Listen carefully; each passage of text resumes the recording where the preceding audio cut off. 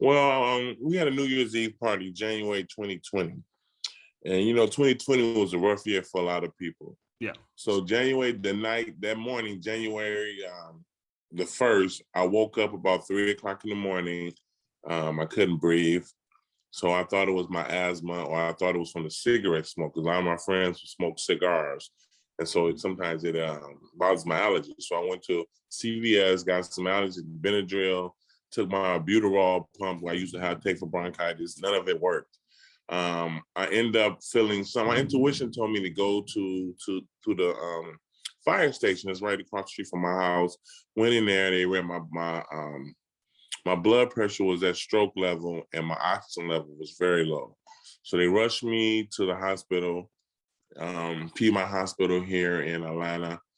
And after tests, they did a lot of tests for me for about 2-3 days. And finally, the doctor came in and said my kidneys were working at 20%, and I need to start dialysis as soon as possible. And I've been on dialysis since January 2020. Can you talk about that process? What is it like? What are you having to do during this time? And I know there's also a long wait time for you. Can you talk about that as well? So what we do is I go in and they pretty much hook you up to a machine, and it removes the fluid, and it pretty much functions as the kidney, does the job of the kidney. And it removes good and bad things. So it moves your protein, so your muscles get smaller, you lose weight, and you feel weak. And then the process for somebody like myself, because I'm an O negative blood type, the wait is like 8 to 10 years if I can't find a living donor. Now, if I get a living donor, it can be as soon as 3 to 4 months if we are matched. So that's what I'm crossing my fingers for, a living donor.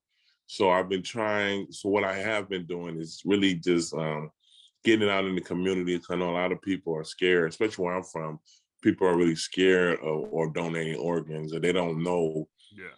They can still live with organs. And I try to tell people what's better than giving the legacy of life to somebody. Like one person that could pass away can save up to 8 to 10 lives. So I try to tell people the information and the facts about it, and try to make them comfortable with organ donating. And so I've had a few people I had somebody get tested, and we were matched, but we got to the point where her antibodies didn't match my antibodies. But she went ahead and helped somebody else. So it's like, it's not really all about me. So if I can't get the organ, the person still donated to somebody who she could help. So I'm just trying to help as many people as I can and spread the word. And hopefully in the process of me trying to do good work, someone decide they want to bless me.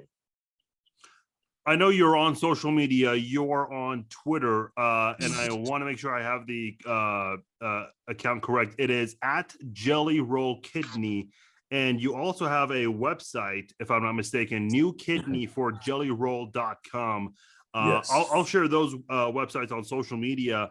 Thank you. What can fans do other than trying to get the word out there? Is there anything else fans can do to try to get the word out there, to try to get your story as far as possible?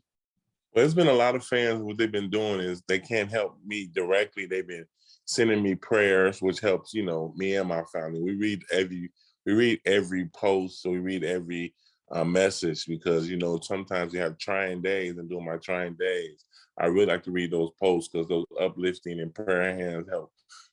It helps push through those rough days.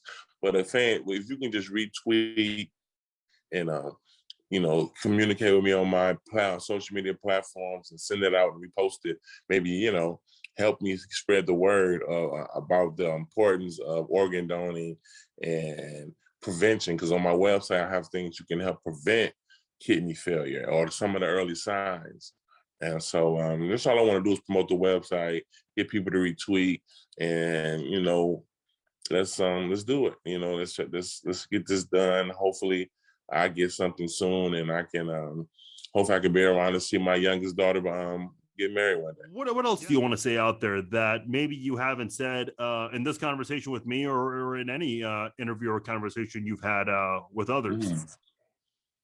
A lot of people don't know, once you donate a kidney, my insurance pays for anything you have going on with your kidney. So let's say you have something going with your other kidney later on. My insurance pays for everything from start to finish when you go through the process. They try to make it as easy as possible for the donor. So I don't know. I mean, that's something I can tell, because a lot of people don't know that. What do you try to do during trying times like this to stay optimistic? I have really intensified my meditation practice.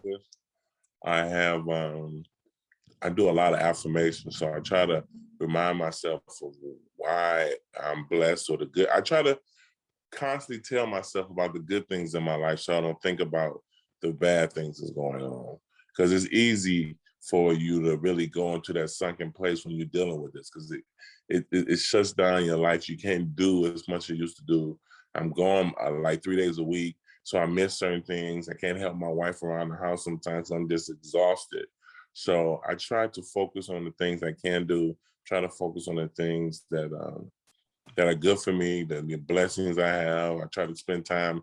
I got a 2-year-old. She's fun. You know, we laugh and joke and play. I have a 6-year-old as well. So I just try to stay motivated and try to say as much positive affirmation to myself as possible.